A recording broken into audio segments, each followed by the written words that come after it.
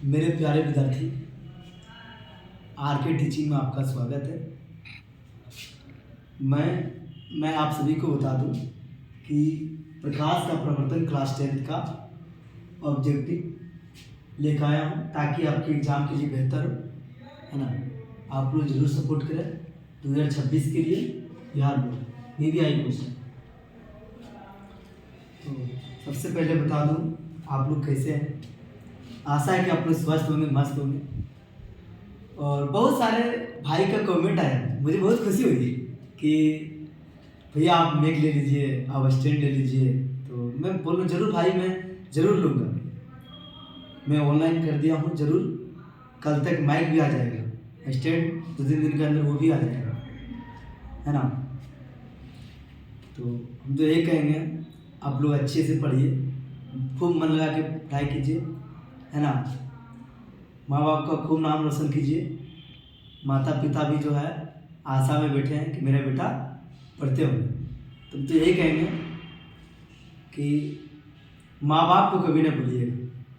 मैं एक चीज़ अपना लिया हूँ, हर रिश्ता अपना लिया हूँ, सब कुछ अपनाया, बट केयर करने के माध्यम है ना, माँ बाप से बढ़ के कोई नहीं इस दुनिया में, है ही नहीं, इस संसार में है ही नहीं, है ना। अगर एक बात बताते हैं आप लोगों को, जब आप बाइक से कहीं जाते होंगे ना, या क्लास करने, या कोचिंग करने, या कहीं निमंत्रण पूरने के लिए, या कहीं मार्केट जाते होंगे, या कहीं रिश्तेदार घर जाते होंगे, तो एक पिता का कॉल आता होगा, एक माता का कॉल आता होगा, बेटा आप सही से पहुंच गए ना, है ना। उस दिन लगता है कि ना मेरा केयर करने का माँ बाप भी। किसी का फोन नहीं आएगा, सिर्फ माँ बाप का ही कॉल आएगा, बेटा तुम अच्छा से पहुंच गए। इसीलिए कहेंगे इस दुनिया में हर बात को भूलो मगर माँ बाप को मत भूलना, है ना। हर बात को भूल जाइएगा बट माँ बाप को कभी नहीं भूलिएगा, है ना। तो आइए, मैं ऑब्जेक्टिव पढ़ता हूँ क्लास 10 का, है ना।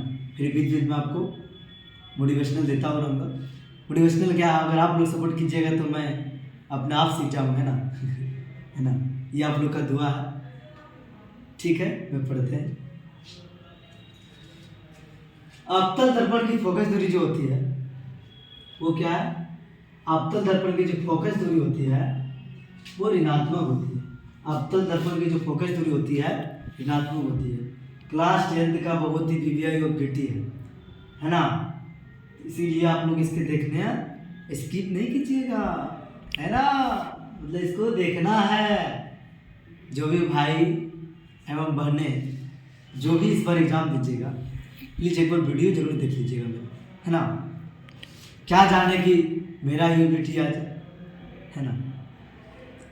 आप मान लीजिए कि आपका 299 नंबर आ रहा है ना, 299 नंबर आ रहा है, पता चलता है कि राहुल भैया को पीटी देखे वो उसमें से वो मेरा लड़ गया, हम बना लिए, वो 1 नंबर आ गया, तो 399 + 1 300 हो गया, 5 डिवीजन हो गया, है ना। चलिए ठीक है, आशा कि आप लोग देखेंगे, है ना। तो किस दर्पण से हमेशा वस्तु से छोटा प्रतिबिंब प्राप्त होता है, वो तो उत्तल होता है ना, वो उत्तल होता है। आपको पता होगा प्रकाश का प्रवर्तन, है ना, प्रकाश का प्रवर्तन के कितने नियम, तो 2 नियम।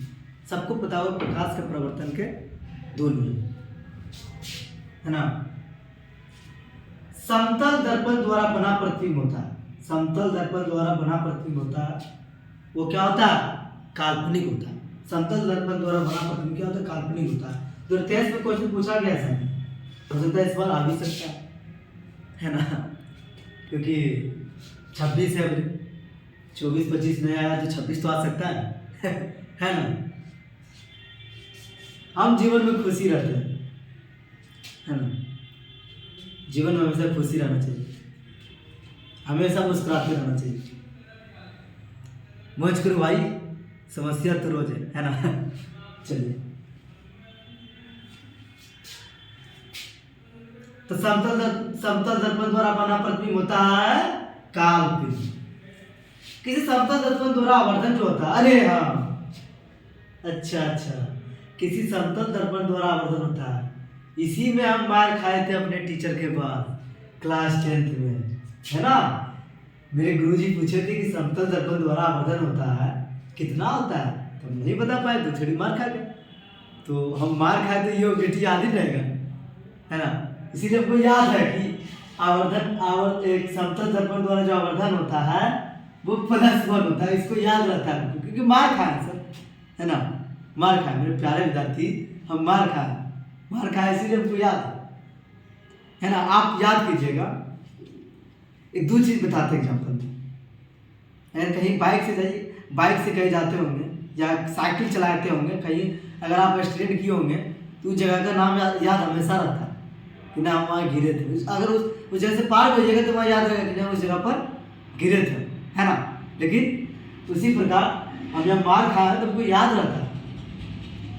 उसी प्रकार आप कई टीचर से मार भी खाए होंगे किसी क्वेश्चन में, ये क्वेश्चन हमको पता था, हम नहीं बता पाए, और उसको भी टीचर उसके लिए मारे होंगे आप लोग को, है ना। तो ये क्वेश्चन याद होता है आपको, हमेशा याद रहता है। उसी प्रकार मेरा भी है। अभी तो ये क्वेश्चन याद था हमको, है ना, याद ही रहेगा लगता है जिंदगी भर, है ना, जब तक मेरा सांस है भाई, है ना।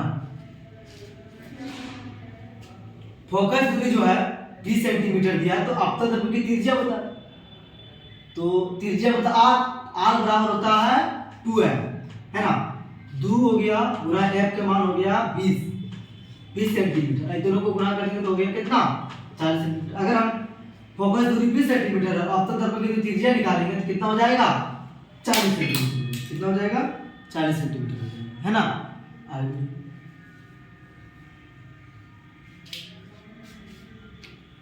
गिर गया रोकला, है ना। तो ठीक है, तो अगला में पढ़ते हैं, है ना।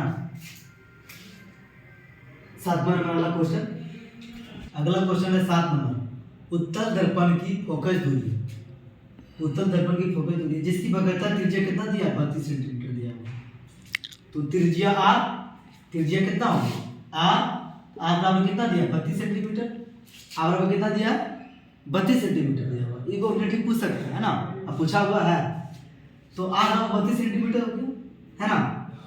तो हम निकालेंगे इसका फोकस, तो हो जाएगा f बराबर कितना हो जाएगा r/2 f बराबर हो जाएगा r/2। अब यहाँ r का मान हो गया 32 सेंटीमीटर, है ना, सेंटीमीटर हो जाएगा, है ना, तो कितना हो गया 32 सेंटीमीटर और बटे 2, 2 से 2 कट गया, है ना, 2 से 32 कट जाएगा 16 हो जाएगा कितना 16 सेंटीमीटर। इसका आंसर जो हो जाएगा 16 सेंटीमीटर हो जाएगा। तो इसके कितना 16 सेंटीमीटर हो जाएगा। तो उत्तर है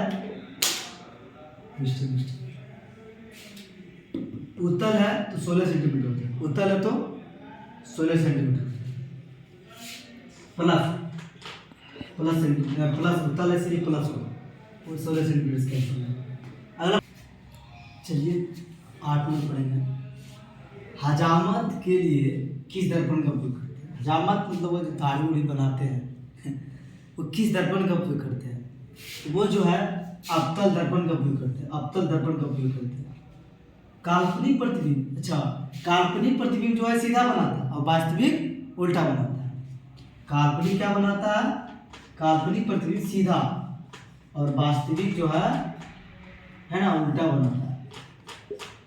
बोल काल्पनिक प्रतिबिंब कैसा सीधा, मुझसे याद रखना, काल्पनिक सीधा वास्तविक उल्टा, दो जुटी हो गया ऐसे, है ना।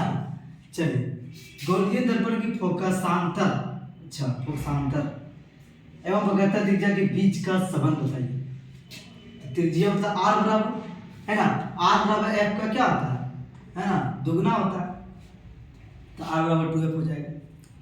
तो आज तक यहीं तक समय कम है और 10 ही ऑब्जेक्टिव हो पाया, है ना। मैं लगभग टारगेट की 30 तक मतलब वीवीआई ऑब्जेक्टिव करवा दूंगा 30 तक, चैप्टर 1 का, फिर चैप्टर 2 का, फिर चैप्टर 3 का, और सारा सब्जेक्ट का भी कराना है ना। बायोलॉजी हो गया, केमिस्ट्री हो गया सबका भी।